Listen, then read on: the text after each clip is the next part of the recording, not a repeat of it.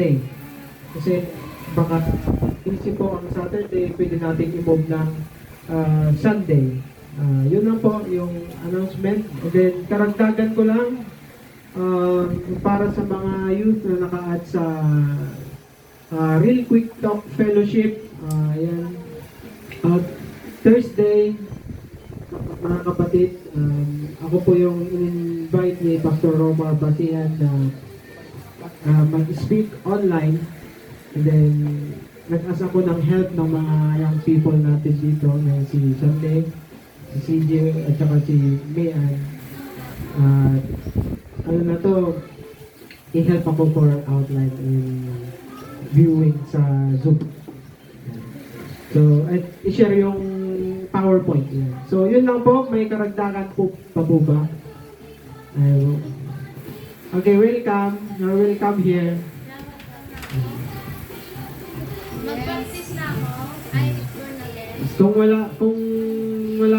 Kung wala na po, bigay ko na po sa leader. Maraming salamat. Isang mapagpalang umaga po para sa bawat isa. Hinihiling ko po ang bawat isa na tumayo at awitan po natin ang ating Panginoon. Sabi nga po sa Psalms 104:33, I will sing to the Lord all my life. I will sing praise to my God as long as I live. Para po sa ating unang hymn, awitin po natin ang My Redeemer Lives.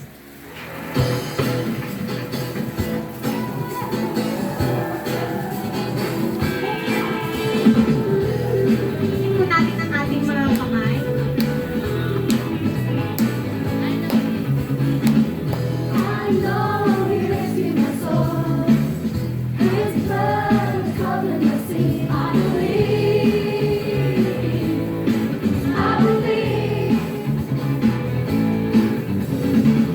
My shame.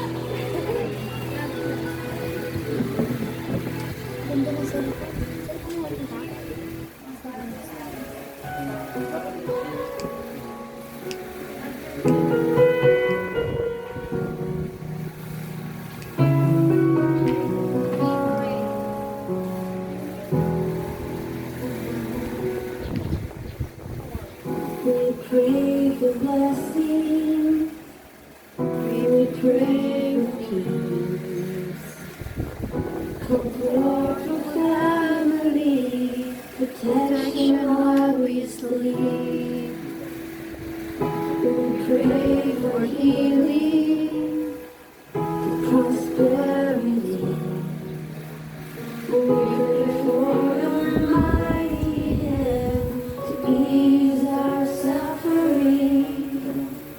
All the while, you hear each spoken need. Your love is way too much to give us lesser things. 'Cause what if your blessings come through raindrops? What if your healing comes through tears? What if the thousand sleepless nights are what it takes to know you're near? What if trials of this life are your mercies in disguise?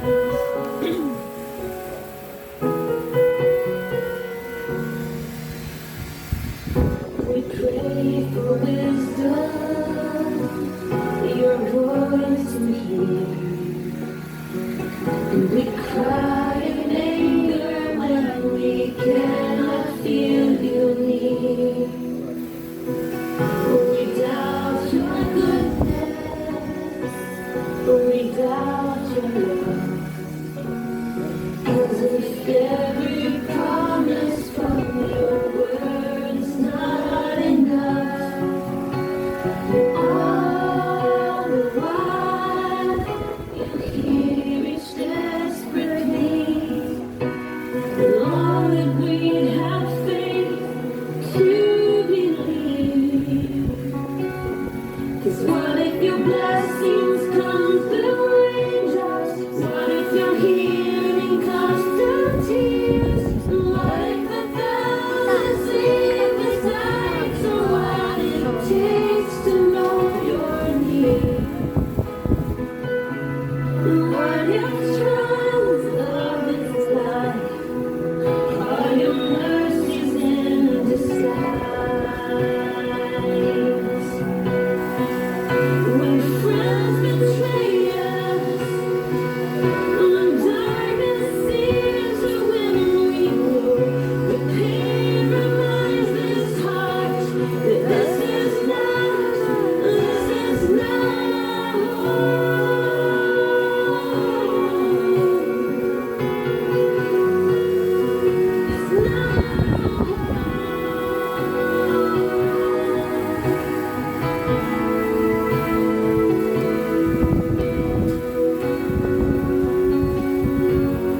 What if your blessings come through raindrops? What if your healing comes through tears? And what if the thousand sleepless nights are what it takes to know you're near? What if my greatest disappointments or the aching of this life is a revealing of the greater thirst this world can't satisfy? What if trials of this life, the rain, the storms, the hardest nights, are your mercies in disguise?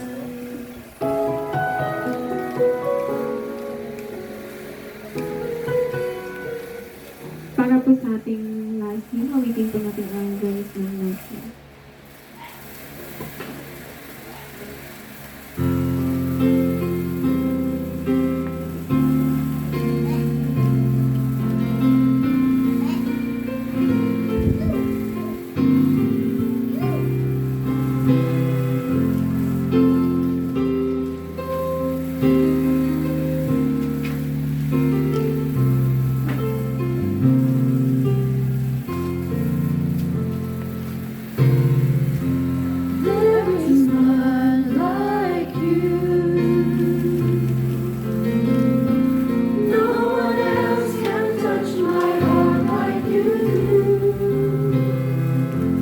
I could search for all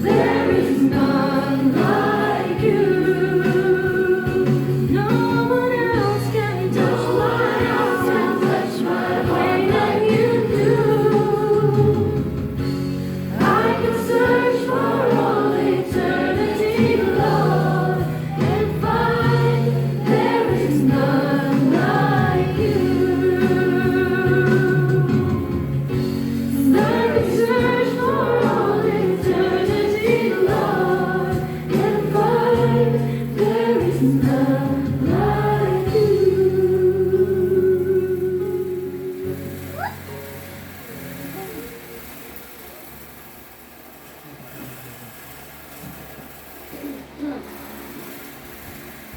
ABC.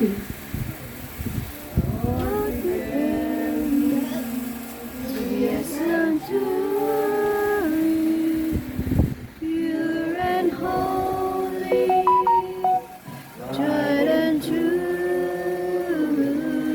with thanksgiving, I'll be a living sanctuary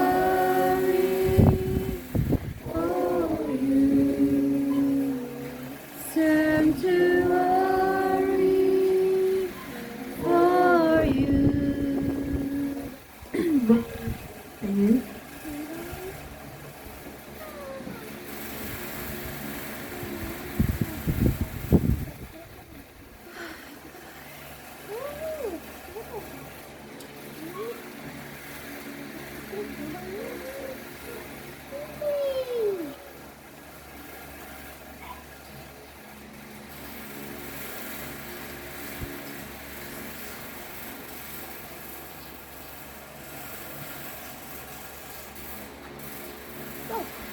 Let's pray. Lord, Father God, in heaven, maraming salamat po sa panibagong linggo na ito na ipinagkaloob na po sa bawat isa na naririto na naglaan po ng kanilang oras, Panginoon, para po makapagsamba at makapasingin niyo sa ito, Panginoon.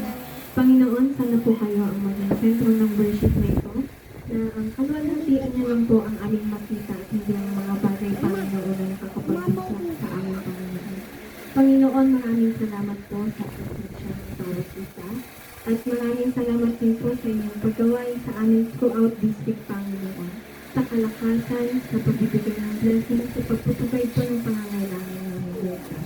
Lord, salamat po sa walang sawang pagmamahal ninyo, na kahit kami po ay nakukulang sa inyo, ay hindi po kayo nakukulang sa amin, Lord.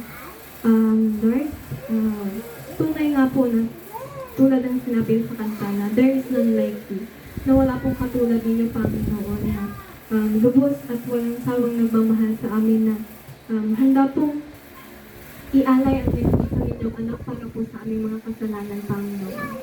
Panginoon, maraming salamat po sa lahat at sa aming pagpapatuloy sa worship na ito. Give us the heart of your Holy Spirit, Panginoon, na kayo lang po ang aming makita at hindi po kami ma-distract o kaya kung ano man po ang mga nakakapagsagabal sa amin, Panginoon, kayo po ang mga nito, Panginoon, na kayo po ang aming mapapurihan, Panginoon, sa oras na ito. Ito pong aming samadalangin sa pangalan ni Jesus. Amen.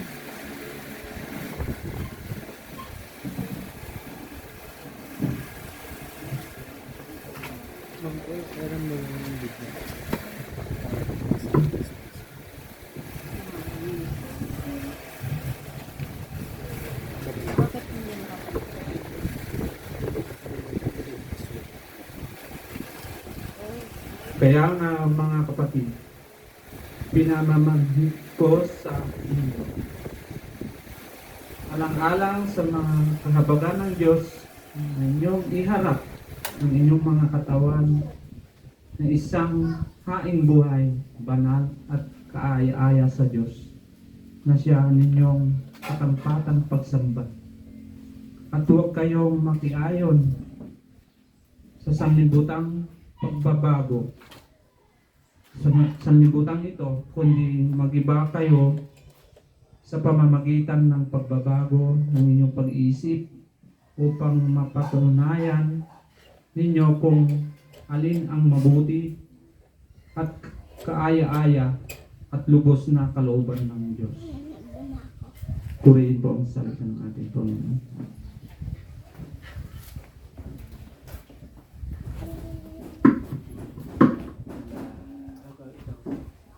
Maaari na po tayong umupo.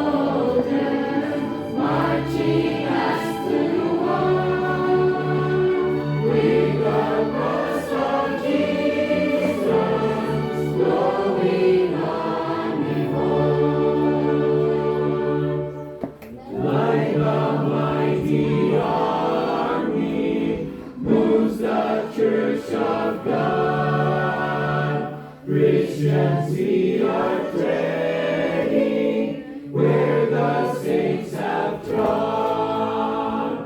We are not divided,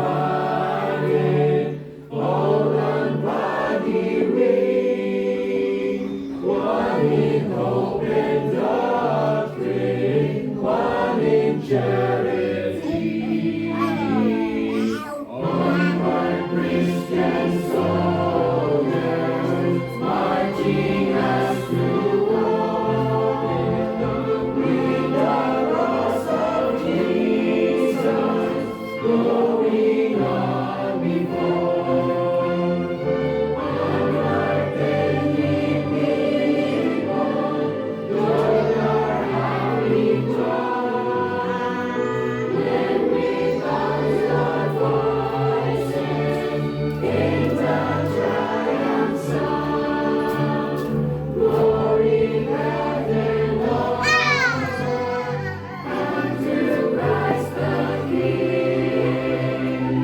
Into one this kingdom, where religious union. Onward, Christian soldiers, marching us to war, with the cross of Jesus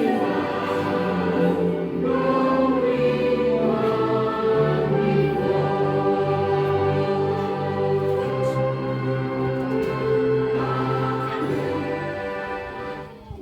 Amen. Change tone. Tumayo po tayong lahat at tayo manalangin. Maraming Diyos na dakila at makapangyarihan sa lahat. Panginoon, maraming salamat po sa umaga nito. Salamat po sa pagbigay ng aming kalakasan. At salamat Lord God na pinipin po kami Panginoon sa araw na ito para magbigay papuri at magsamba pag-aral ng kanta, pag-aralan Panginoon ng mga salita. Dalayan namin Panginoon na samahan niyo po kami sa aming worship. Alisin niyo po Panginoon ang anumang balakid na hindi po nakakalubos sa Panginoon. At Panginoon, sa mga kapatiran po namin na hindi namin nakasama sa amin ito, ay po nawaan na magpino sa kanila. At Lord God, maraming salamat sa pagbigay ng aming mga pangailangan sa nakaraang mga araw. At muli Panginoon, pinakakapagod. Gawain ito sa pangalan ng Jesus namin sa kapag-ito. Amen.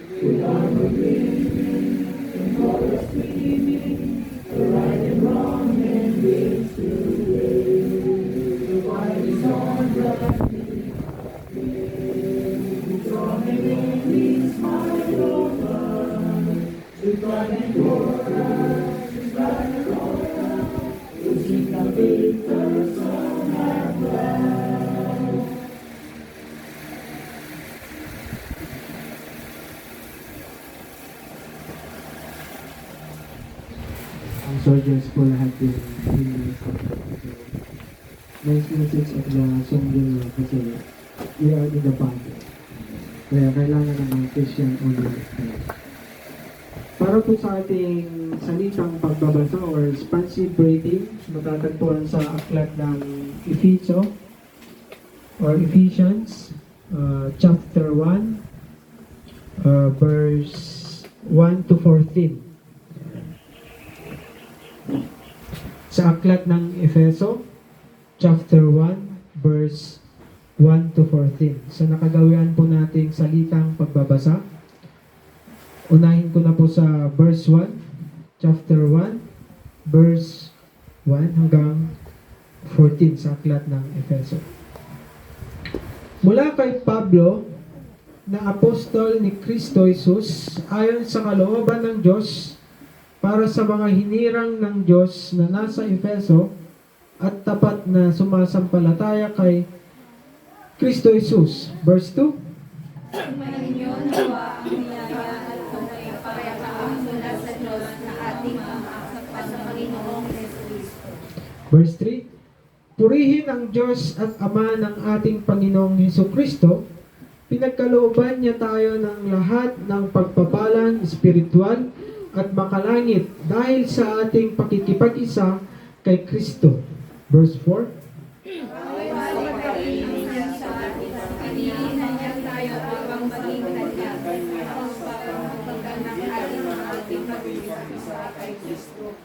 Upang tayo maging banal at walang kapintasan sa harap niya dahil sa pag-ibig ng Diyos. Verse 5. Tayo'y kanyang pinili upang maging anak niya sa pamamagitan ni Jesucristo. Iyan ang kanyang layunin at kalooban. Verse 6. Natin siya dahil sa kanyang pahamayan at kakalingan sa ating pamamagitan ng kanyang karangalan sa pamamagitan ng kanyang 7. Tinubos tayo ni Kristo sa pamamagitan ng kanyang dugo at sa gayon ay pinatawad na ang ating mga kasalanan. Ganoon kadakila ang kanyang kagandahang loob. Verse 8.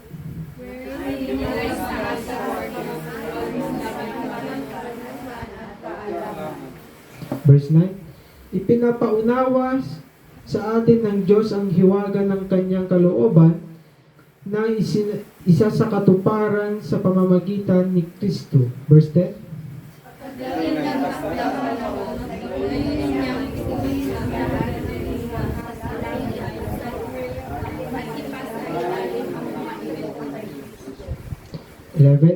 Dahil kay Kristo, tayo rin ay naging pag-aari ng Diyos na siyang nagsagawa ng lahat ng bagay ayon sa layunin ng kanyang kalooban. Verse 12. Yung mga unang umasa sa kanya ay pinili niya ang karamalan ang kanyang mahal na kaligtasan.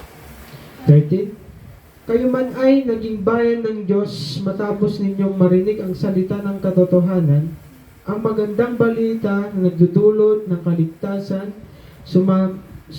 sumampalataya kayo kay Kristo, kaya't ipinagkaloob sa inyo ang Espiritu Santo na ipinangako ng Diyos bilang tatak ng pagkahirang sa inyo. Verse 14, sabay-sabay tayo. Ang Espiritu ang pagkabayan na nagkakamit natin sa mga pangako ng Diyos para sa atin. Hanggang sa makamtan natin ang lubos na kaligtasan, purihin natin ang kanyang kaluwalhatian. Pagpalain ang salita ng Diyos na ating binasa. Pili na po tayo umupo.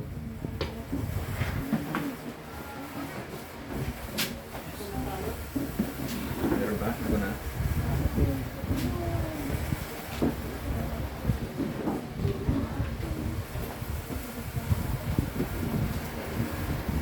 Okay, magandang tanghali. Kala ko merong special number. At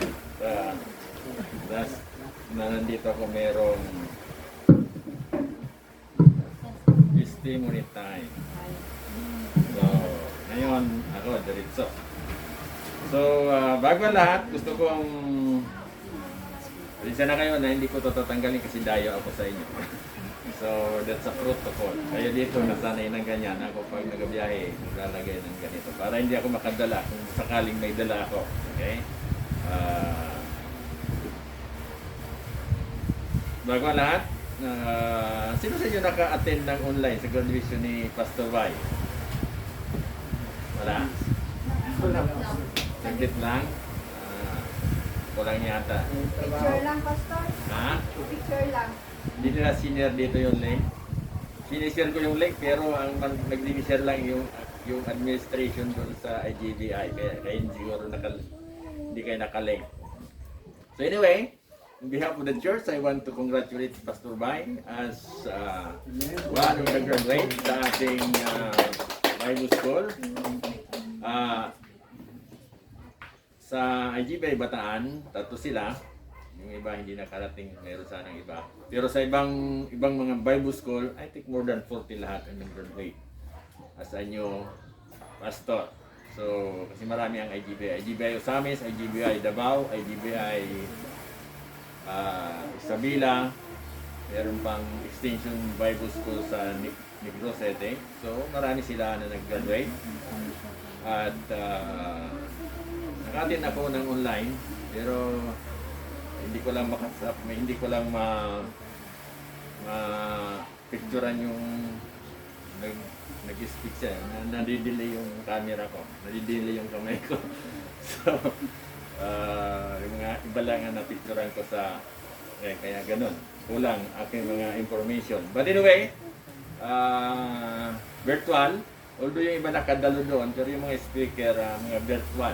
Kasi yun nga, yung hirap sa pag-travel. So, praise God na we have graduate from this church. So, we are praying na ang ministry dito tuloy-tuloy sa magitan ninyo, sa magitan ng ating graduates. We don't know, someday, we are now 60 years old, senior citizen. We don't know kung ilang pang taon ang lakas namin para makabalik-balik sa La Union. So pag dumating ang punto na yun, we are hoping na si Pastor Vai ay matured na patuloy sa ministry dito. So I hope nasa adjustment pa kayo sa mga panahon ngayon. Nasa adjustment tayo. So sabi nga, be patient. Kumbaga sabi nga, kung sa diamond, he is on a diamond on a rock. Okay? Someday, he will be fine. Okay? So, kung ano man yung mga roughness, I hope you as a mature Christian, maintindihan niyo yun. Okay? So, isa lang ang payo ko sa inyo, pag siya ay nag-ministry, siya ay nag-message, huwag niyo siyang ikumpara kahit kanino. Okay? Huwag niyo ikumpara sa mga naunang workers dito. Huwag niyo ikumpara sa amin. Kasi kami, hindi siya. Siya, hindi kami. Okay? So, pumunta kami dito, matanda na. Siya, kumbaga, nag-umpisa siya dito. So, maybe may mga adjustment, pero sana maintindihan niyo yun. Ganyan pa nag-uumpisa. May mga hardship, may mga difficulties.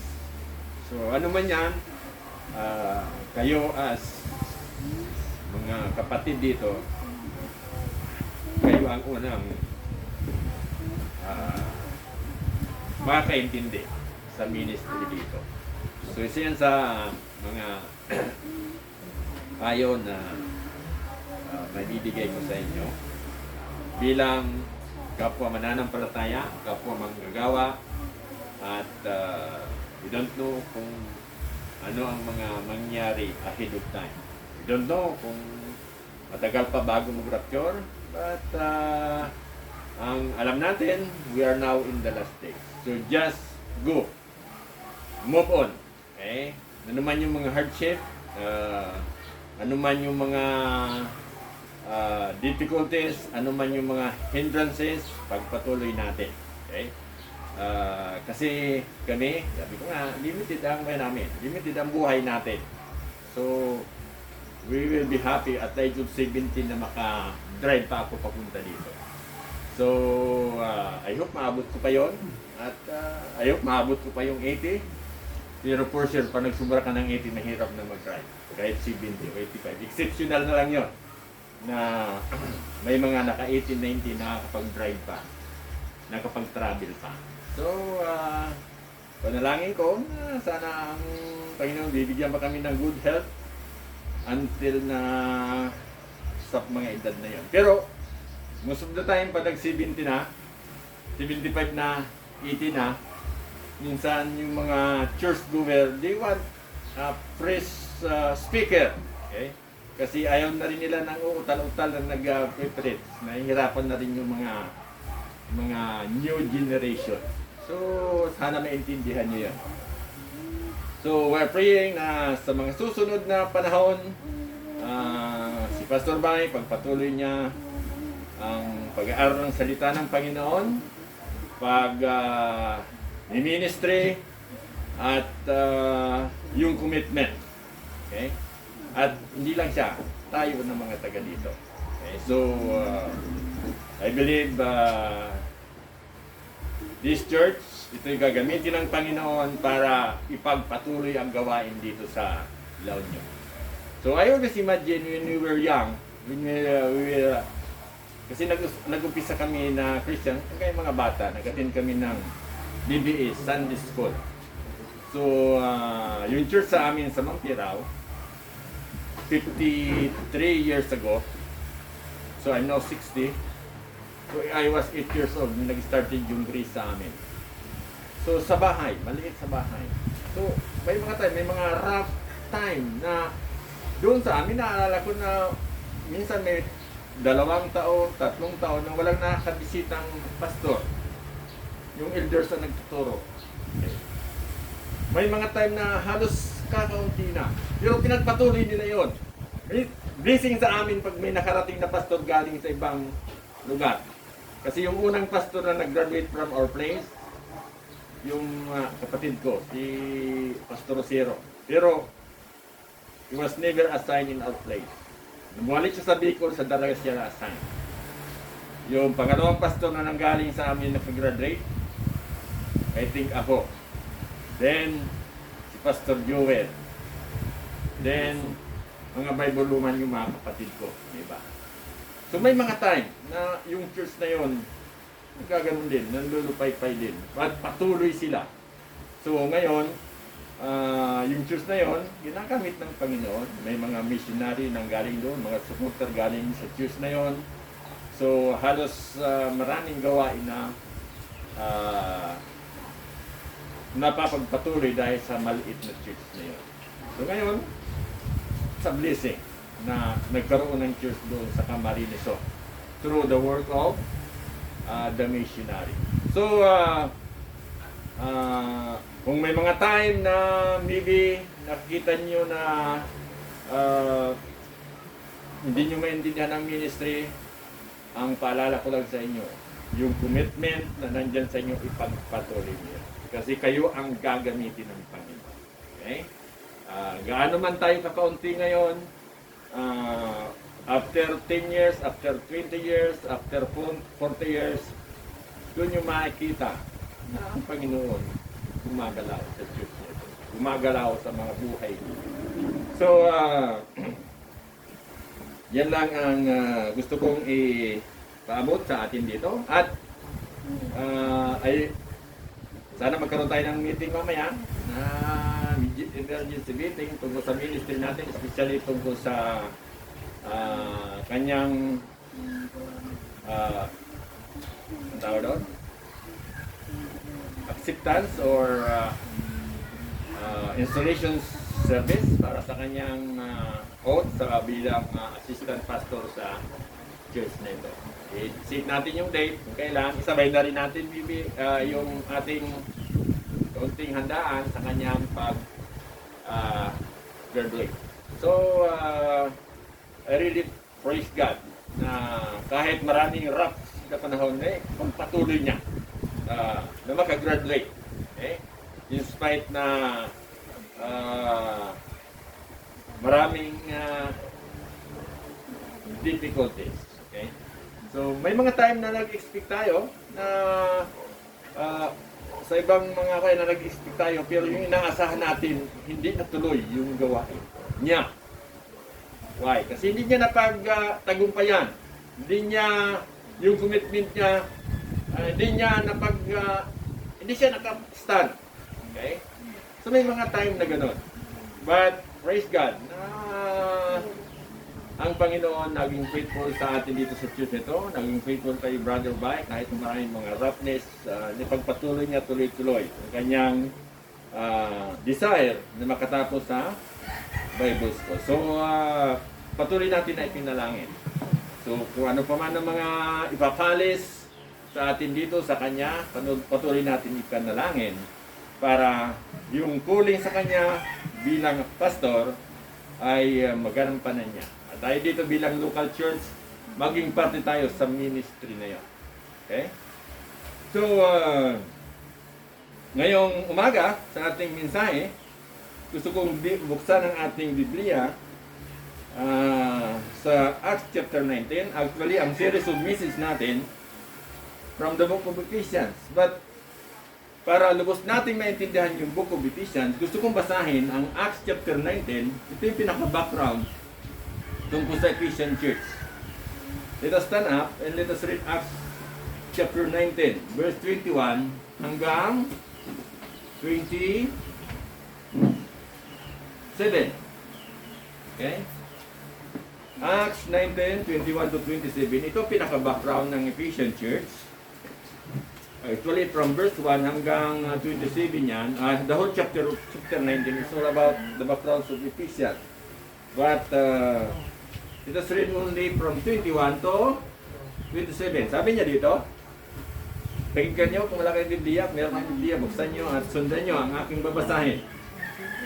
Pagkatapos ng mga pangyayaring ito, ipinasya ni Pablo na maglakbay sa Macedonia at Akaya bago pumunta sa Jerusalem.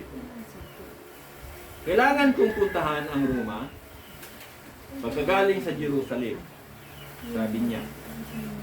Pinaunan niya sa Macedonia sina Timoteo at Erasto, dalawa ang kanyang mga katulong, at siya'y tumigil sandali sa Asya. 23. Nang panahon ding iyon, nangyari ang isang malaking kaguluhan dahil sa daan ng Panginoon. May isang platirong nagngangalang Demetrio na gumagawa ng maliliit na templong tila ng kanilang diyosang si Diana. At ito'y pinagkakitaan ng malaki. Hinipon niya ang kanyang mga manggagawa at iba pang mga taong ganito rin ang gawain. Sinabi niya, mga kasama, alam ninyo, sa hanap buhay na ito, nagmula ang ating kasaganaan. Nakita ninyo at narinig kung ano ang ginawa ng Pablong ito. Sinabi niyang hindi Diyos ang mga Diyos na ginawa ng kamay. At marami siyang nahikayat. Hindi lamang dito sa Episo, kundi sa buong Asia. Masama ang binunga ng aral na yan. Nanganib na magkaroon ng masamang pangalan ang ating hanap buhay. Ang templo ng dakilang Diyosang si Diana ay mawawala ng kabuluhan. At ang Diyosang Diana ay sinasamba ng Asya at buong daigdig ay di na inala. Yan ang salita ng Panginoon. Manalangin tayo. Dakilang Ama, kami po yung line. Nagpasalamat po sa tanghaling ito. Thank you so much, Lord. Now we have this privilege once again to be able to continue to worship you through your word, through singing, through fellowship, Panginoon. Pinapalaing mo, Panginoon, na sa mga oras na ito, buksan mo ang aming puso, damdamin, upang lubos namin maintindihan ang iyong salita at ito'y magbigay ng encouragement, karagdagan ng kaalaman sa bawat sa amin. Pinapalaing mo, Panginoon, anuman ang aming mga pagkukulang, we want to surrender it before you, Panginoon, upang kami kaya-aya na makinig at tumanggap ng siyong salita, Panginoon. Salamat, Panginoon, sa bawat isa nandirito. Ito ang aming pinapanalangin sa pangalan ni Jesus. Amen. Okay?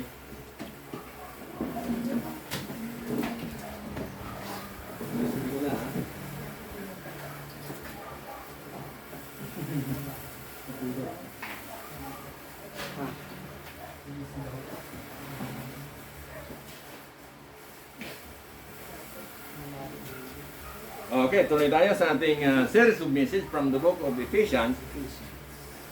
Tapos na tayo sa Galatians. Gusto kong bigyan ng diin ang book of Ephesians sa bawat pagpunta ko dito. So, ang pinaka-topic natin sa chapter 1 is about spiritual blessing. Pero bago natin talakayin yung spiritual blessing, gusto kong maintindihan natin, malaman natin tungkol sa Ephesian Church. Okay. Tungkol sa Ephesus, yung lugar na ito. At of course, sa writer nito, walang iba na nagsulat dito si Apostol Pablo. Sa mga books niya, palagi natin nami-mention kung sino si Apostol Pablo. Okay? Siya ang apostol sa mga Gentiles. Siya ang apostol sa body of Christ. Sa kanya na-reveal yung dispensation of the mystery. Siya rin ang nagsabi na we are in the present evil age. Siya rin nagsabi na we are in the dispensation of grace. Okay. Siya rin ang nagturo ng kaligtasan by grace through faith. Okay, not our work. Siya rin ang nagturo na someday magkakaroon ng rapture. Mga namatay, unang bubuhayin at tayong mga buhay siya ay babangunin at sasalubong tayo sa Panginoon. So very unique yung kanyang message sa dispensation of grace. Salamat tayo na pag naintindihan natin yung grace message sa panahon ngayon, mas malinaw, mas madali na maintindihan natin yung pagkakaiba, yung uniqueness ng message na binigay kay Apostol Paul. Sa book of Ephesians, doon natin makikita yung napakagandang mensahe na binigay ng Apostol Paul. Of course, sa chapter 1, yung spiritual blessing. Sa chapter 2, doon niya inahayag yung salvation by grace through faith. Sa chapter 3, doon niya ibinanggit yung dispensation of grace, dispensation of the mystery. Sa chapter 1, nabanggit niya yung dispensation of the fullness of time. In chapter 4, makita natin chapter 5 tungkol sa family. So, napakaganda yung mga maintindihan natin, malalaman natin tungkol sa book of Ephesians. So, but bago yan, gusto ko na maintindihan natin yung book of Ephesians. Yung Ephesus as a place. Okay? Ito ba'y nandoon pa sa ngayon? Saan lugar ba yun ngayon? Sa modern map. Okay, so, para lubos natin maintindihan, ma-appreciate kung bakit sinulat ni Apostol Pablo ang book of Ephesians. So, gusto ko na maintindihan natin yung book of Ephesians. So, yung previous books na ating natalakay, yung Galatians, ito'y sinulat ni Apostol Pablo na nasa Ephesus siya. So, yung book of Ephesians, sa ngayon, tatanong kayo kung saan sa modern map, alam niyo yung Turkey, nandun siya. Sa may western part ng Turkey. Okay? So, kung na-imagine niyo yung mapa ng Europe, kung nandito yung Jerusalem, nandito yung Turkey, nandito yung Syria, Lebanon, dito yung Arab, dito yung Middle East, dito banda yun na yung Europe. Yung parte ng dulo ng Turkey, yun ang western ng Turkey, parang boundary yan ng Europe, Asia, pagbaba mo dito sa may Egypt, yun ang Africa. So alam natin na yung nagkakaroon ng kaguluhan ngayon sa Gaza, parte sa may Jerusalem, doon nag-umpisa yung Christianity, doon nakarating sila sa Ephesus, sa dulo ng Turkey. Okay? So, natanong siguro kayo, gaano kalayo yun sa Jerusalem, yung Ephesus? Nakapunta na kayo ng Ilocos, nakapunta na kayo ng Manila, nakapunta kayo ng Bicol, ganyan ang distansya. More or less, 1,000 kilometers from Jerusalem going to Ephesus. Ganyan nilalakbay ng mga apostles noon, ng mga Christian. Diyan sila nakarating during persecution, during missionary journey ni Apostle Paul. Just imagine, kung paano nila nararating yung lugar na yon, na ang transportation noon through pwedeng bangka, pwedeng sakyan, pwedeng kabayo, pwedeng camel, pwedeng karetila. Ganyan. So just imagine kung gaano katagal bago nila marating yung lugar na yon, especially during sa missionary journey ni Apostle Paul. So ngayon, madali na lang tingnan yon kasi sa internet, pag sinearch mo yon, pag meron kang Google Map, madali kang makarating doon. Madali yung makita yung mga lugar na yon. Yung mga galing sa internet. So, but noon, parang isang mundo yun na napakalayo. Okay? Kasi during those time, yung mga empire noon, kung nararating man nila yun, mahirap yung pinagdadaanan nila sa paglalakbay papunta doon. So, yung church dito, binisita ito ni Apostle Paul during his second missionary journey, yung AD 52. Then, natatag yung church dito, yung third missionary journey, noong 50 to 54 AD. Okay? So, ilang taon bago namatay si Kristo, bago natatag yung church dito? Nung namatay si Kristo, 33 AD, so more or less 20 years bago natatag yung Church of Ephesus sa magitan ni Apostol Pablo. So, yan ang nangyari doon sa book of Ephesians. So, siguro magtatanong kayo, nandun pa ba yun? Church doon? Na umpisahan ni Apostol Paul? Sinulatan ni Apostol Paul yung church na yun, pero nandun pa ba yun ngayon? Sa palagay mo, mayroon pa kaya yun doon?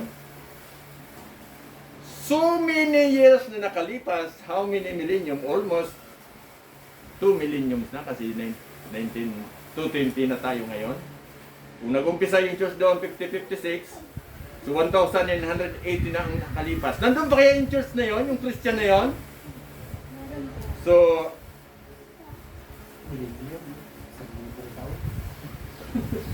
wala na. Yung mga mananampalataya yung pinagpatuloy ba nila doon? Wala na. Actually, sa panahon ngayon, yung church na yon, seldom ka na makakita ng Christian doon.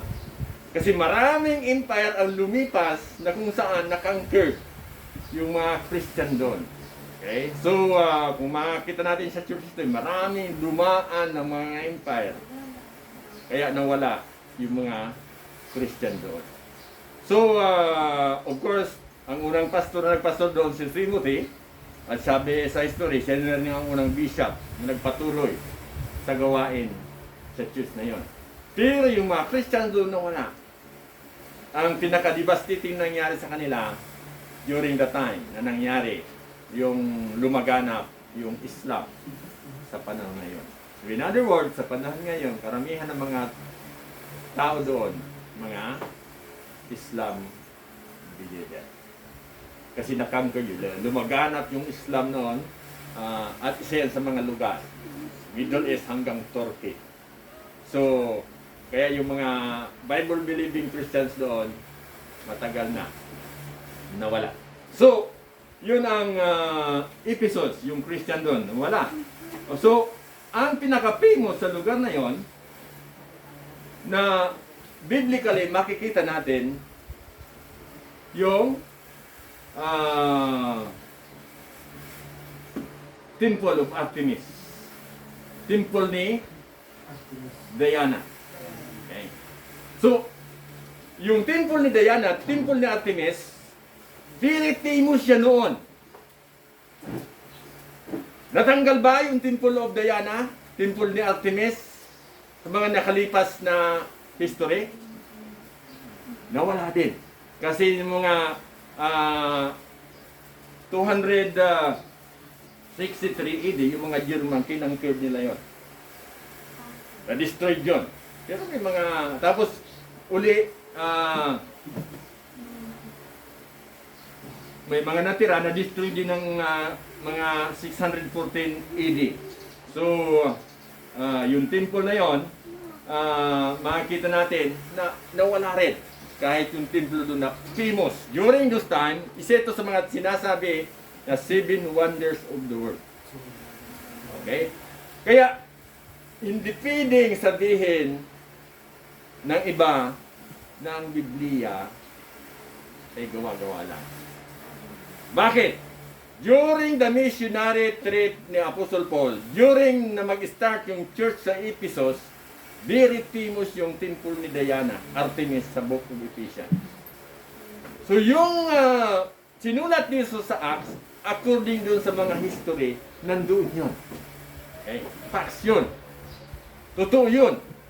Kaya yung mga nagsasabi, gawa-gawa lang yung Biblia, huwag kaniwala niya, hindi po yung totoo. Kasi sa history, mayroong Temple of Artemis, Temple of Diana, na kung saan yung mga tao noon, talagang wino-worship nila si Diana. Hindi lang wino-worship, ginagawan lang negosyo si Diana. So, sino kaya si Diana? Bakit ito sinulat ni Apostol Pablo? Ay ni Luke sa Acts chapter 19.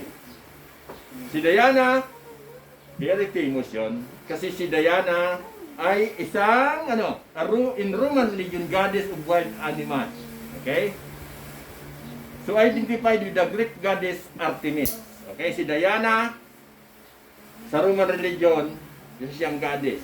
Sa mga, wild animal in hand. Sa Greek religion, siya ang goddess, tawag doon Artemis. Sa ang ibig sabihin ng sa Latin, Deum o kaya sky, o kaya Dios, kaya daylight. Alam niyo ibig sabihin ng kung saan ang galing yung Diyos? Galing yung sa Latin word. Okay. Sa Bicol, pag sinabing Diyos, God. Dito sa Ilocano, ba yung Diyos? Wala. Ang ibig sabihin ng Diyos dito sa Ilocano? Apo? Ako Diyos. Diyos din? Diyos. Diyos din, okay. Yung God. Diyos. Okay? So, Latin word yan ng light. Nariniter kay Artemis, Diana. So, but, sa English, of course, ang tawag dyan ay God. Okay? Of course, sa Hebrew, pag sinabing God, Yahweh ang tawag doon. So, maraming ibig sabihin na makikita natin. But anyway, sa Biblia, pag sinabing Diana, sabi niya, si Diana considered as virgin goddess o protector of childbirth. Okay? So, si Artemis, goddess of wild animals. Ayan, vegetation, charity, childbirth. So, yan. Kung nag-aaral kayo sa college, sinuturo yata yan yung mga mythology, mga myth. Makita natin dyan na mapag-aralan nyo na si Artemis, anak siya ni Zeus. Okay? At ni Lito. At twin sister niya si Apollo. Kaya, sa ngayon, si Diana, sa modern comics, equivalent siya kay kanina? Kay Wonder Woman. Yan si Diana, yan si Artemis, siya ang goddess ng Hebrew at Greek. So sa religion, remember na ang tunay na Kristyanismo from 1st century hanggang sa panahon ni Constantine, nung pinipersecute pa yung mga Christians, nandun yung biblical Christianity. But during the time ni Constantine, isang emperor ng Roma, siya ang nagpayag na ang Kristyanismo ay maging state religion ng Roma. Yung mga tao noon, nabighani sila sa Kristyanismo. Kasi, hindi na pinipersecute ng Roman government. Sabi nila, okay itong Kristyanismo kasi si Constantine, nagkipag-gira siya, dala-dala niya yung sign of the cross. Nang manalo siya sa gira, sabi niya, okay itong mga Kristiyano. Dapat yung mga Kristiyano, hindi na dapat pinipersecute. Kung ano ang privilege ng ibang mga religion, parehas na sa Kristyanismo. Kung ano ang privilege ng mga naniwala kay Diana, kay Artemis, parehas na sa Kristyanismo. Kasi maganda, magaling ang Diyos ng Kristyanismo. Then for so many years, sabi ni Constantine, ito na yung state religion ng Roman Empire. Ano nangyari sa mga tao na yon? Okay, sali ako sa Kristyanismo. Kasi, pag ikaw isang Kristiyano, maraming privileges. Kasi, hindi na pinipersecute, maraming mga privileges as Christian. Doon na mix up yung paniniwala ng Christianity. Kaya huwag kayong magtaka kung mga Christian ngayon na nag-umpisa doon sa panahon ni Constantine, maraming mga statwa. Kasi yung mga niniwala kay Artemis, kay Diana, na mix nila yung sa biblical Christianity. Huwag kayong mga magtataka na maraming mga so-called Christian ngayon na meron, hindi sila makasamba sa tunay na Kristyanismo pag wala yung mga imahe na yon. Why? Kasi because doon sa na-mix up na paniniwala ng mga nagsasamba kay Diana, kay Artemis during those time.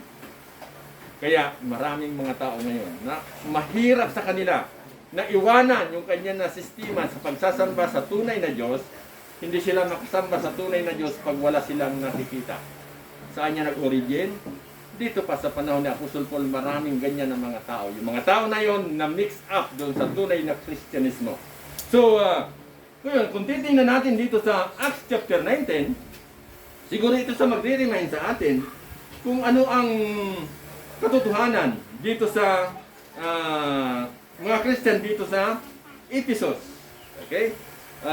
Bago siguro mga ilang points lang natin maitatalakay yung spiritual blessing sa Ephesians, but tingnan natin yung background, yung tungkol sa Ephesian Church. Sabi niya dito sa chapter 19, samantalang nasa Corinto si Apollos, si Pablo naman ay naglago sa mga dakong bulubundukin ng lalawigan hanggang sa Epheso. Nagtagpuan siya roon, ilang alagad ang tinanong niya, tinanggap niyo na ba ang Espiritu Santo nang sumampalataya kayo? Hindi po, tugon nila.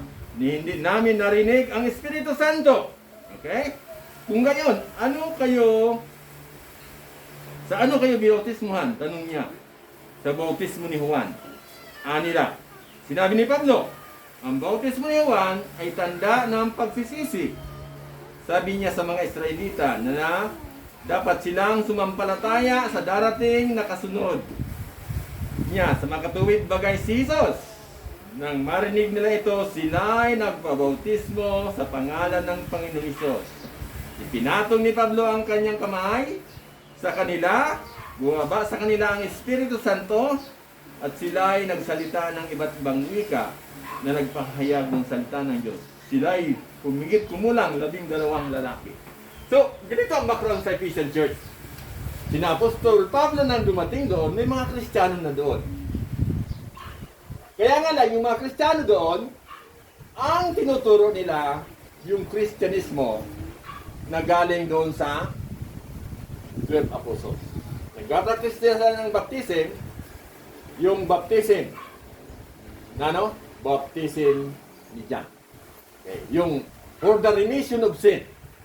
So sa panahon nandun si Apostle Paul, doon nila naintindihan yung baptism by the Holy Spirit. So at this time, nang si Apostle Paul nag-preach, nasa transition yung ministry sa panahon doon.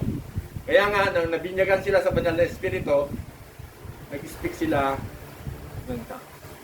Yung iba na nag-practice ng water baptism, isa sa mga text na kinuquote nila, para lang mapatunayan nila, si Apostol Pablo nga nagbinyag. Bakit kayo hindi nagbibinyag? So yan sa mga text. So, ang rason kung bakit hindi tayo nagbibinyag sa tubig, kasi dito, yung binyag sa banal na espiritu. Kung totoo na may water baptism, bakit hindi inulit na Apostol Pablo na tinuruan niya yung mga taga-Efeso, ibang mga churches na magbinyag kayo sa tubig? Bakit hindi niya itinuro kay Timoteo, kay Titus? Kasi makikita natin dito sa Ephesians chapter 4, tinuro ni Apostol Pablo yung one baptism.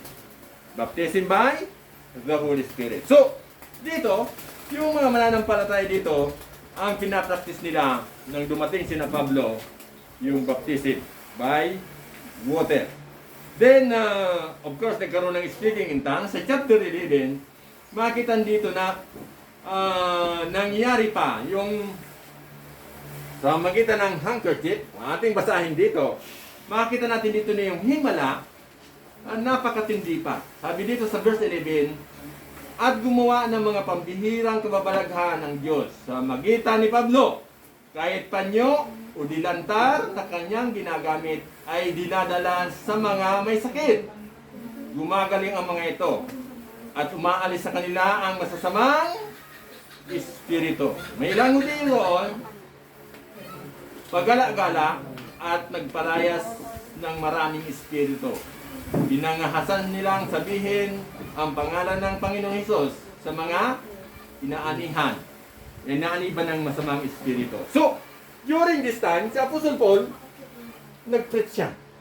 At nagpalayas siya ng mga demonyo. At yung mga anak ni Siba, mga Hudiyo, nakita nila. Manghang-mangha sila. Ginamit din nila yung pangalan ng Panginoon na magpalayas ng mga demonyo. Anong nangyari doon sa mga anak ni Siba? Ginaya niya kasi nakita nila kung paano nakita nila ang kapangyarihan through Apostle Paul. Nagpalayas ng mga demonyo, nagpagaling ng may mga sakit. Just imagine, mayroong handkerchief, pero through that, nakita mo, naggumaling yung mga mananampalataya because of the power of God. Because during those time, yung transition na si Apostle Paul nag-ministry, pinagpatuloy, nandun pa, hindi pa rin ibig sa kanya na yung speaking in tongues, yung miracles, nasa transition pa. Kaya nangyari na mayroon kaganapan na nangyari doon. So, dito, may gumaya kay Apostol Pablo. Sabi dito, subalit sinagot sila yung mga anak ni Siba, sabi dito sa verse 14, kabilang na gumagawa nito ang 7 anak na lalaki ng isang pinakapunong saserdote, Hudiyo, na ang pangalan Siba. Subalit sumagot sila sa masamang espiritu, kilala ko si Jesus, kilala ko rin si Pablo, ngunit kayo, sino kayo? At sila'y nilundag ng lalaking inaalihan ng masamang espiritu. At ang mga Hudiyo naggahis nito, pinahirapang mabuti, anupat hubad at sugatan silang tumakas sa bahay na iyon. So, may mga nagpanggap. Nakita nila sa Apostol Pablo, mayroong kapangyarihan through handkerchief na magpalayas ng mga demonyo, magpagaling. Yung anak ng mga Hudiyo na Siba, ito sila, gusto rin nila ng pagaling. Lumapit din sila sa nasaliban ng espiritu, pero sabi nung masamang espiritu, sino ka? Si Pablo, kilala ko. Si Jesus, kilala ko. Ikaw, sino ka? Since nagpapanggap lang sila, ginayan lang si Apostol Pablo, nangyari sa kanya. Sinaniban sila ng espiritu, masamang espiritu, tapos sabi niya, pinahirapan sila. So, ganyan, may mga nangyari na minsan gusto nila ng kapangyarihan, minsan gumagaya sila. Pero during this time, makita natin na hindi effective kasi hindi sila talaga tunay na manggagawa. At sa 17, sa 21, makikita natin dito na napakatindi ang nangyari sa mga mananampalataya doon sa Efeso, kina Apostol Paul. Why? Kasi maraming naging mananampalataya at yung mga negosyante gumagawa ng mga templo, maliit na templo ni Artemis na kanilang ninegosyo, sabi nila, itong si Pablo, hindi maganda ang kanyang ginagawa. Pinagtipon niya yung mga nagninegosyo na at gumagawa yung smith At nagkaroon sila ng riot sa syudad. At galit sila kina Apostol Pablo. Kasi yung kanilang negosyo, naapektuhan. Okay? So yung ganitong mga gawain, yung mga nagagawa ng mga Diyos-Diyosan o ano pa man, hindi lang ito nangyayari noon. Hanggang ngayon, nangyayari ito sa iba't ibang lugar na kung saan hindi nila naiintindihan yung tunay na Kristyanismo. So, during this time, makita natin na matindi yung nangyari sa Church of Ephesus. Makita natin kung paano lumaganap yung Kristyanismo sa Ephesus, hindi lang dito lang, sabi niya, hanggang doon sa Asia, sa Major Asia, sa parte ng bandang baba ng Turkey, tawag doon ay Minor Asia, nagsilang mga mananampalataya. So, dito, makita natin na ang gawain ng Panginoon through Apostle Paul ay lumaganap, hindi lang sa lugar na yun. Kaya nagawa niya na sulatan muli yung mga taga-Epeso nang siya ay nasa Roma. So yung sulat na ito hanggang ngayon ginagamit natin ito, mga Kristiyano ngayon, na kahit yung mga mananampalataya doon sa ngayon ay wala na sila. Pero yung Kristyanismo lumaganap hindi lang sa lugar na yon.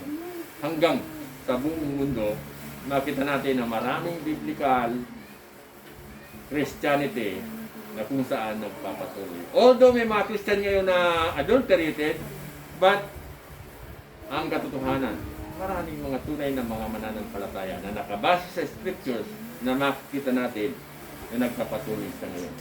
Kaya yung sulat ni Apostol Pablo sa chapter 1 ng Ephesians, yung mga spiritual blessings dito na sinabi niya, kung titingnan natin dito, meron ditong 7 spiritual blessings.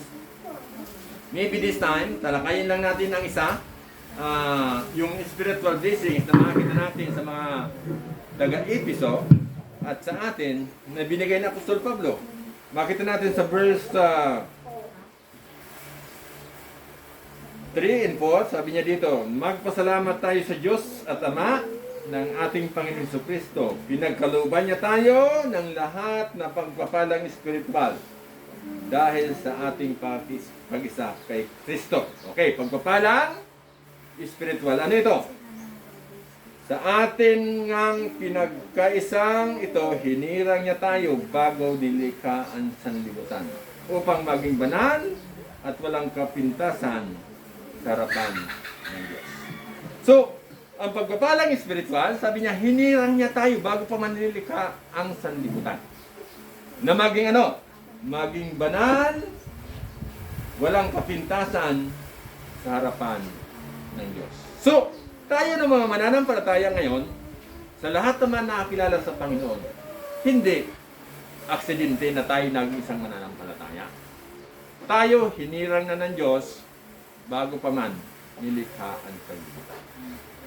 So, kung may mga tao ngayon na hindi sila nakakilala sa Panginoon, nakakalungkot na hindi sila nagkaroon ng spiritual blessing dahil sa hindi sila hinira. Kayo, nalaman nyo na kayo mananampalataya through the Word of God, nalaman natin na tayo may spiritual blessing dahil sa paghirang sa atin. So yan ang magandang spiritual blessings na makikita natin na tayo mga mananampalataya through the Word of God, through the grace of God, dahil sa tayo'y hinirang ng Diyos. So pasalamatan natin yon na in spite na maraming mga difficulties, mga nakalipas na so many years, sa ngayon, very true sa atin na we have the spiritual blessing. So, ang tanong ko sa atin ngayon, naiintindihan mo ba yung spiritual blessings na yun? Bilang mananampalataya, na ang Panginoon mismo ang naghirang sa atin. So, dapat maging masaya tayo.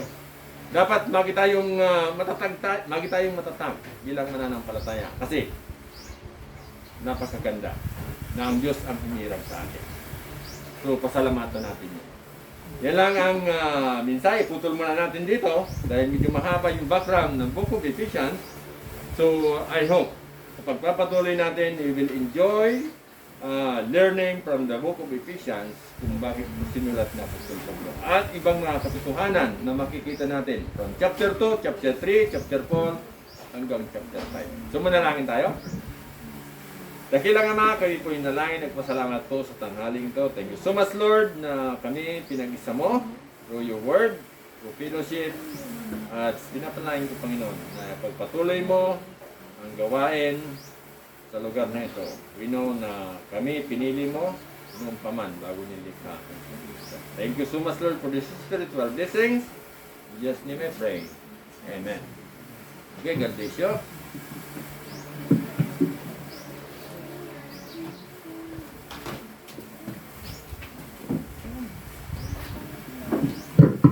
Kaya po ito mga lahat.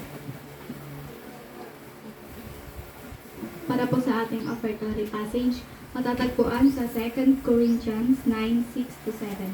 Tandaan nyo ito, ang nagtatanim ng kakaunti ay aani ng kakaunti, at ang nagtatanim naman ng marami ay aani ng marami. Ang bawat isa ay dapat magbigay ayon sa sariling pasya, maluwag sa loob at di napipilitan lamang, sapagkat iniibig ng Diyos ang pusong nagbibigay ng may kagalak. Ito po yun. Purihin po ang salita ng Diyos. Let's sing, Lord, you are. Ready, sing. Lord, you are More precious than silver.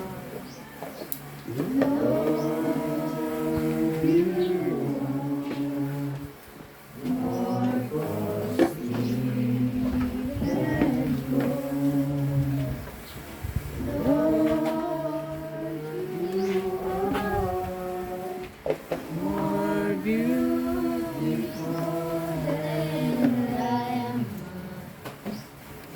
nothing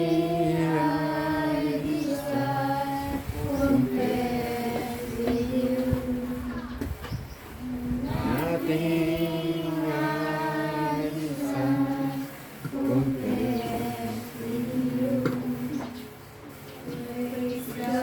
From whom all blessings flow, praising all creatures here below, praise Him above the heavenly hosts, praise Father, Son, and Holy Ghost. Amen.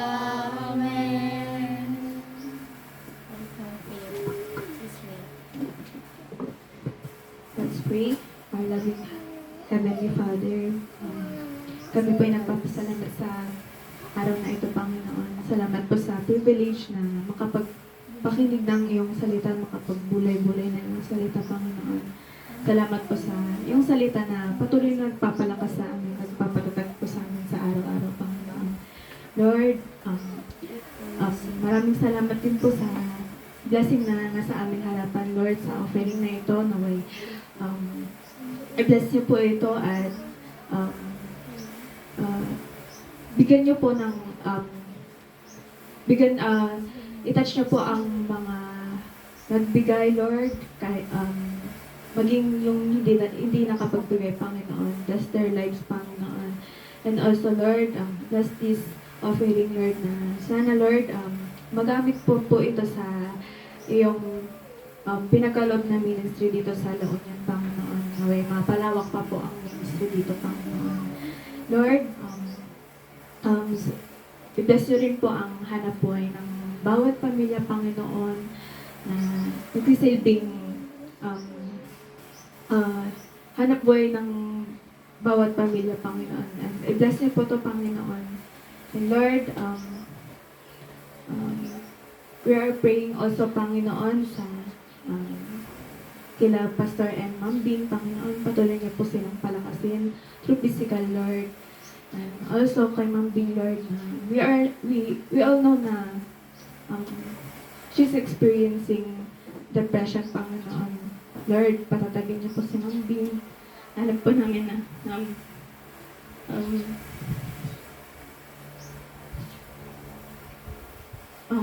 nahihirapan din po kami makita po yung nagsisilbing parents po sa gawain na ito, Panginoon. Lord, patuloy niyo po silang palakasin, Lord, patatagin. And Lord, sabi po pagpapatuloy, Panginoon, patuloy niyo po kaming gabayan, Lord, and bigyan niyo po kami ng pusong pagkumbaba para tanggapin yung mga salita, Panginoon. And Lord, sa aming pagpapatuloy, kami po ay nagpapasalamat sa lahat-lahat. Ito po ang aming sambutan sa pangalan ni Jesus.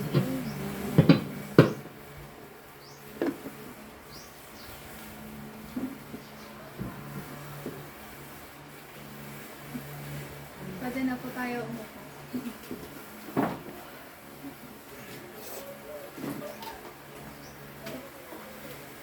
umupo.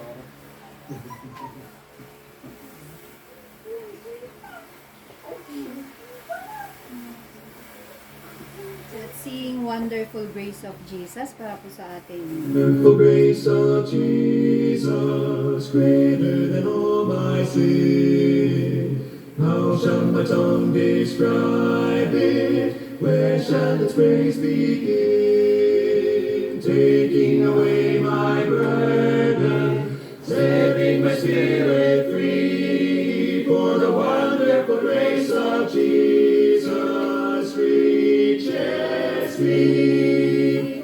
Wonderful the matchless grace of Jesus, deeper than the mighty rolling sea. Higher than the mountains, swelling like a fountain, all sufficient grace for me, believe in me. Broader than the scope of my transgression, is greater far than all my sin and shame. Oh, magnify the precious name of Jesus, praise His name. Wonderful grace of Jesus, reaching the most far. By its transforming power, making him God's dear child, purchased in peace and heaven for all eternity. And the wonderful grace of Jesus reaches me. Wonderful the matchless grace of Jesus, deeper than the mighty rolling sea. Higher than the mountains, soaring like a fountain, all sufficient grace believe in me.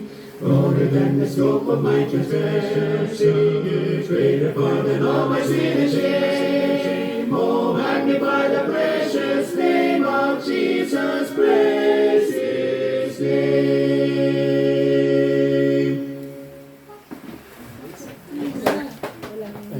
Wonderful grace of Jesus.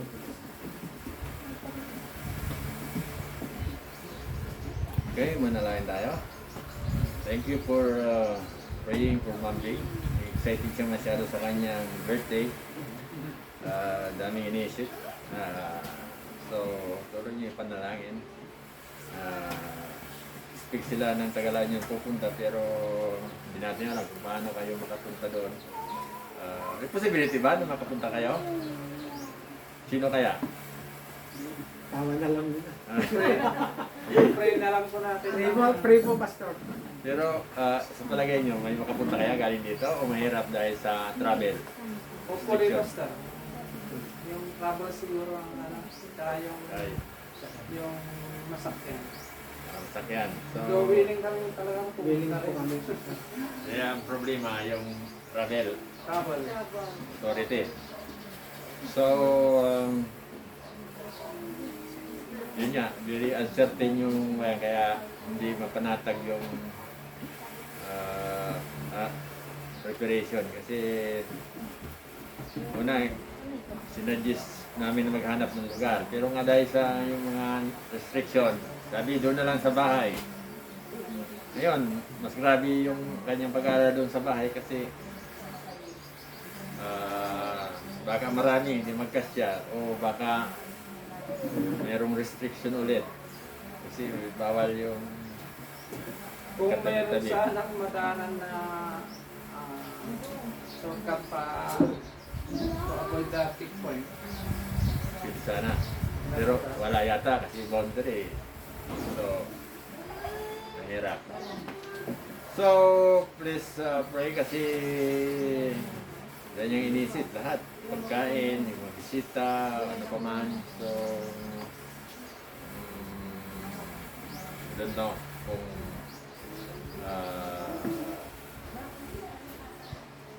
sana sana mag-enjoy siya, hindi mag-worry sa kanyang celebration. Sabi ko nga,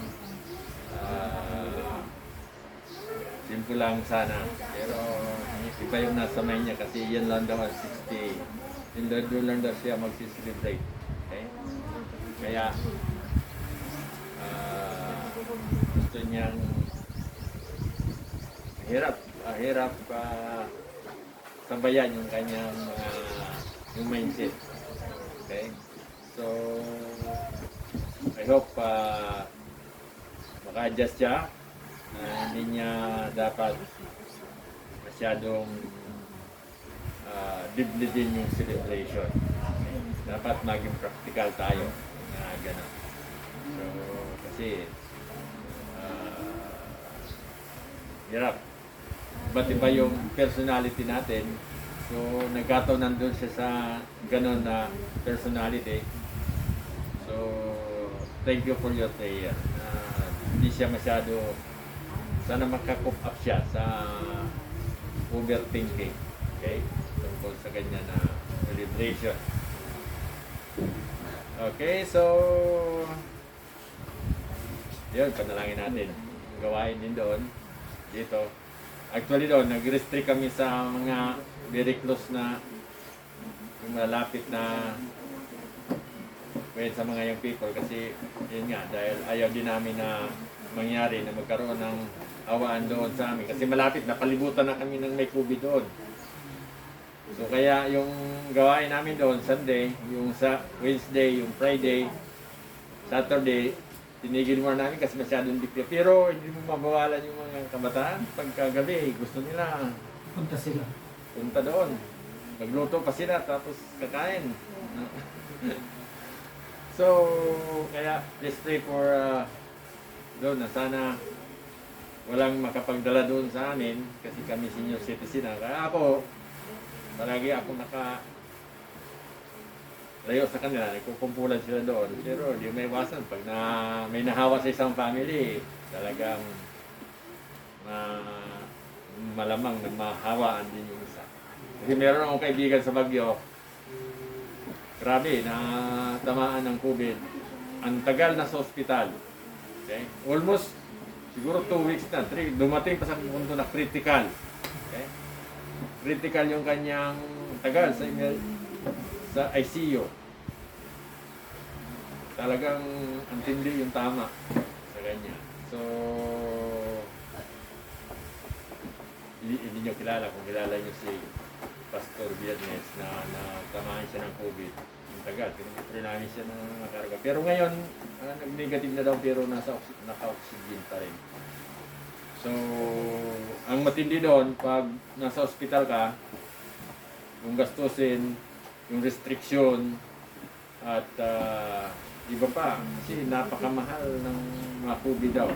Pag doon ka naman sa public hospital, hindi mo maintindihan. Ang ano ko sa private, million daw ang ginagasto. So, kaya doubling ingat tayo, lalo na wala pa tayong mga vaccine. Okay. So, yun na rin ang sinasabi ko sa kanya na sana tayo na lang sana. Pero nakasit sa ngayon niya na may bisita siya. Bisita yung mga taga doon, bisita taga La Union. So, sabi nga, doon na nga sa bahay nakasit. Kasi sa ibang lugar, may mga restriction. Pero nasa mind niya pa rin na may pupuntang taga La Union. May pupuntang mga taga doon, yung mga women, yung mga young people. So, kung dumating ang punto na may nahirapan din kayo, huwag nyo na rin ipilit kasi kung mahirap yung travel, ayaw din namin na matikitan kayo dyan o anong mangyari. So, maintindihan nyo naman yan later on. Okay? At i-virtual na lang namin. Just in case na a day bago yon, just 2 days or 3 days na nag-decide kayo hindi kayo makapunta, just inform us para ma-adjust na rin yung mind niya. So yun lang, please pray for us. Kasi mag-60 na siya. Kung noon marami na nararamdaman siya ng mga physical na illness, mas lalo na ngayon. Ako rin, pag umiinit na ng hapon, alas 10, ayaw ko na magpainit kasi talagang nangihina ako ng init. Pag alas ayaw ko lumabas hanggang alas 5. Kasi yun yung pala pag tumatanda niya, pag nasikatan ka ng araw, parang iba yung mararamdaman mo. Grabe ang tindi ng init. So, noon, kaya ko yun. Pero ngayon, iba. So, let us pray together. Malaya tayo sa mga ganyan na karamdaman. Physical sickness, spiritual and emotional sickness. Kasi mas matindi yun pag naapektuhan tayo emotional and spiritual sickness. Physical, minsan may madali tayo makakumpa. Okay? Okay, manalangin tayo.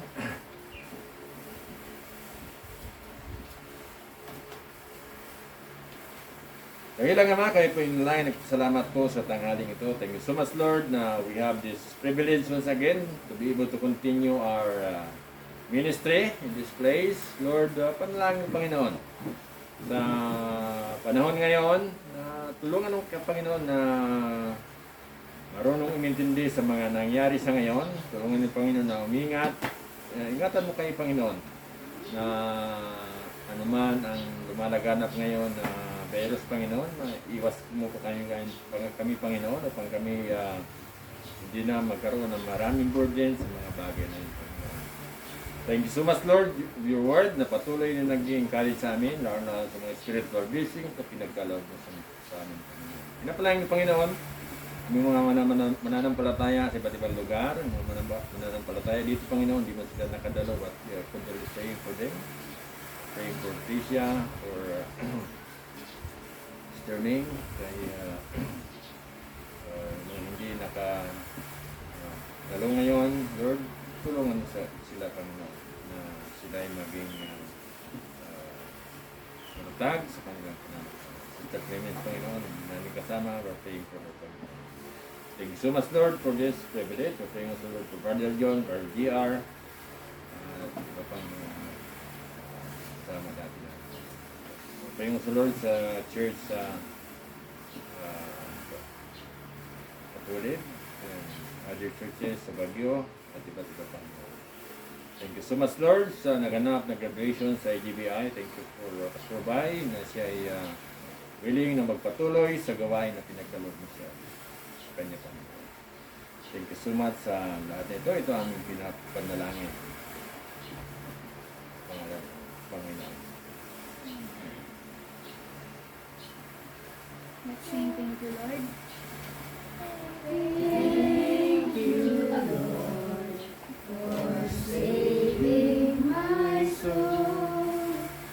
Thank you, Lord, for making me whole. Thank you, Lord, for giving to me thy grace salvation so rich and free. Binawa ng Diyos ang pagpapatatag at pagpapalakas ng loob na mamuhay kayong may pagkakaisa kay Kristo. Kagayon, sama-sama kayong magpuri sa Diyos at Ama, ating Panginoong Kristo. Pangalan ni Jesus. Amen.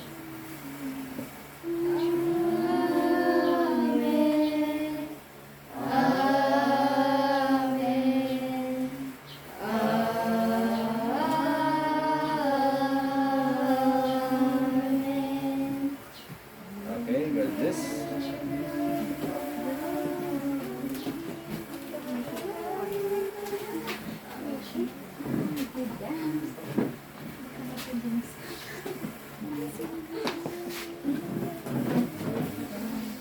Nagpabili pa kami. Ang liit ng mukha mo dun kanina. Oo, ang liit ng mukha mo dun kanina. Kagabi ba sana, may group chat na meron, pupunta kami ng kasama ko Ay, naka-video pa oh.